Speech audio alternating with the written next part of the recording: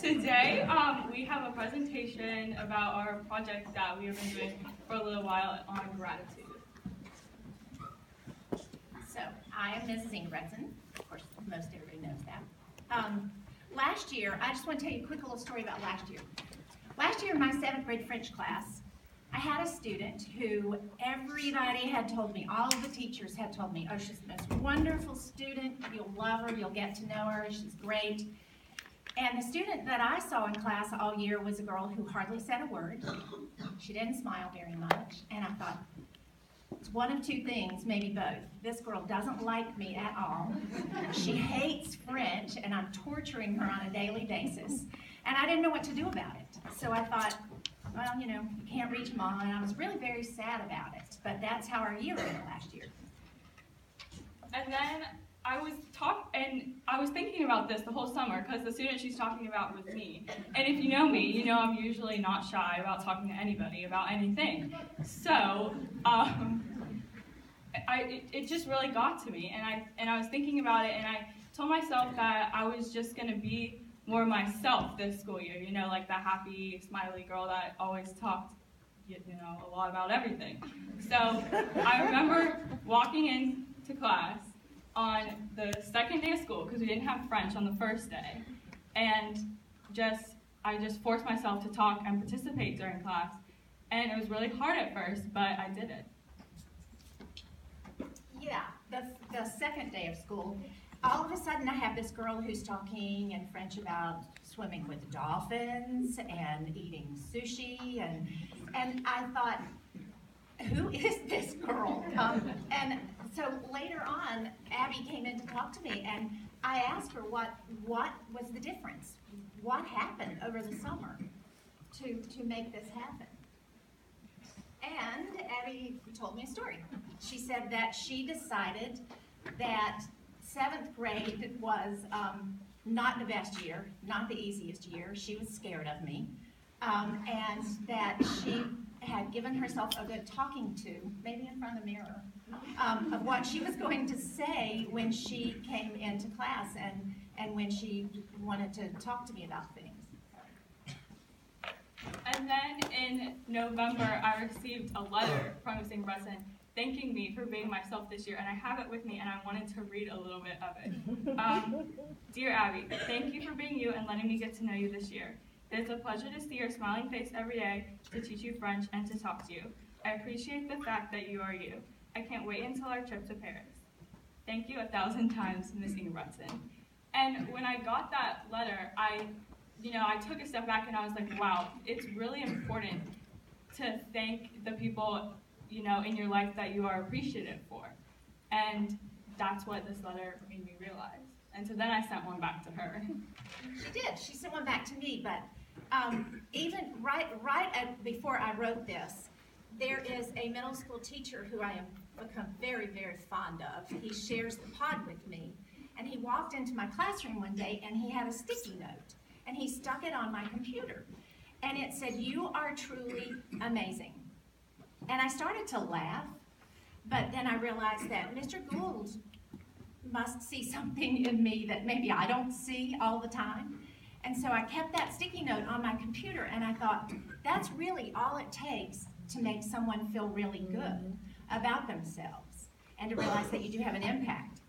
So then I received this note, cute pink stationery, written in pink no less.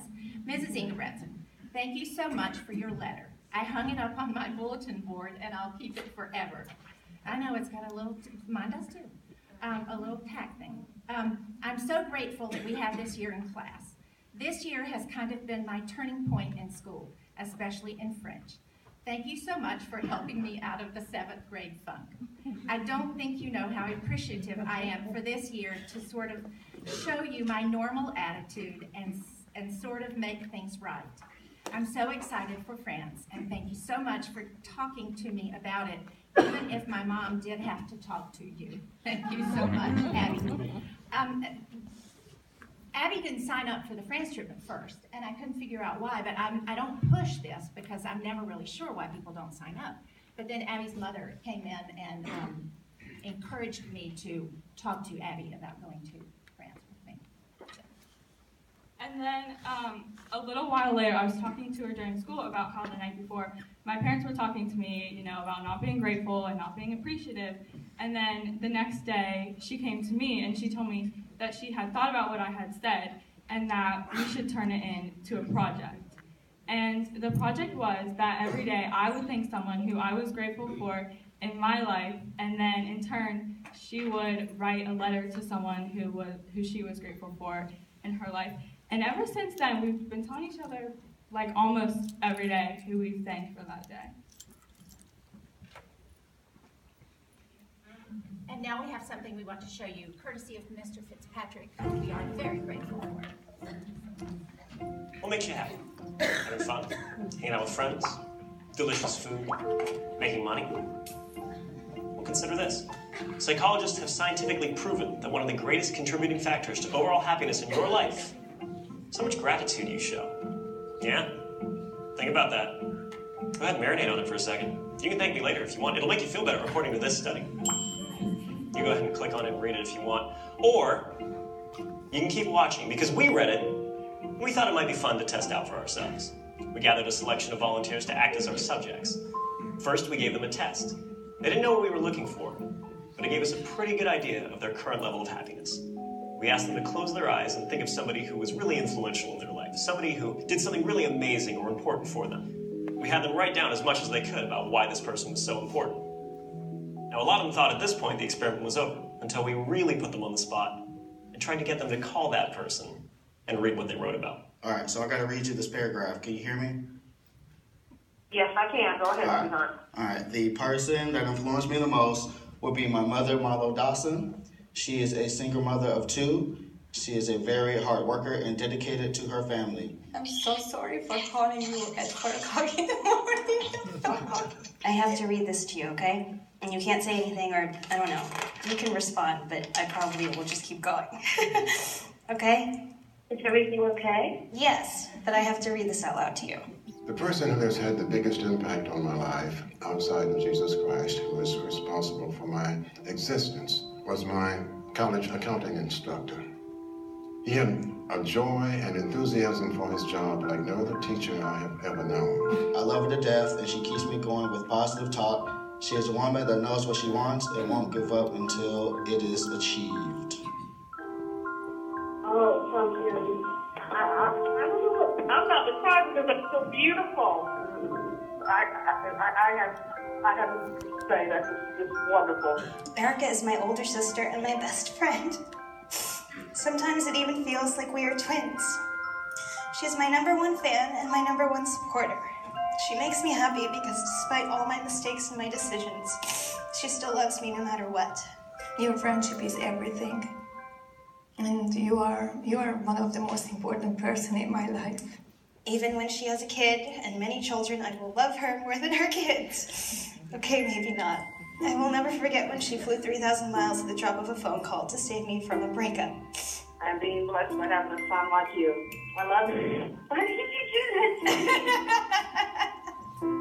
I don't know, because they made me do it. Thank you for picking up. Bye, sweetie.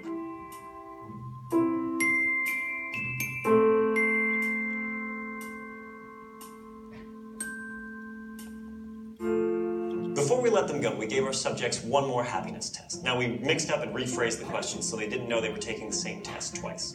For those who took the time to actually write something down but couldn't make the phone call for whatever reason, we saw happiness increase between 2 and 4%. Good, but not exactly mind-blowing. Now, for those who actually picked up the phone and personally expressed their gratitude, we saw increases between 4 and 19%. So either way, expressing your gratitude will make you a happier person. But you want to know something really interesting? The person who experienced the biggest jump in happiness was the least happy person who walked in the door. What does that mean?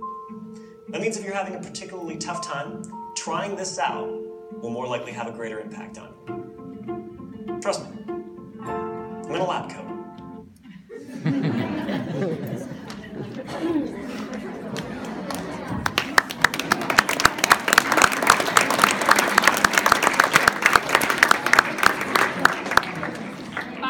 And so lastly, we have a goal for you.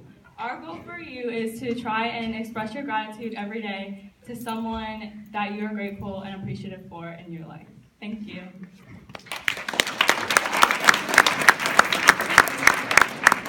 I wouldn't cry, and I didn't cry until I started watching the video. And I'm going to do it in person today.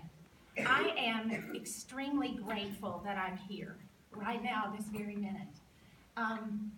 I've been here for a long, long time. I got the job at Term Academy when I was 21 years old. I hadn't even graduated from college yet. And I am grateful that I get to come to school every day. I'm grateful for the people that I work with, who are some of my very best friends in the whole world. And I'm grateful for my students. I'm grateful that I get to be here in this place and I get to know people like Abby. So, thank you very much.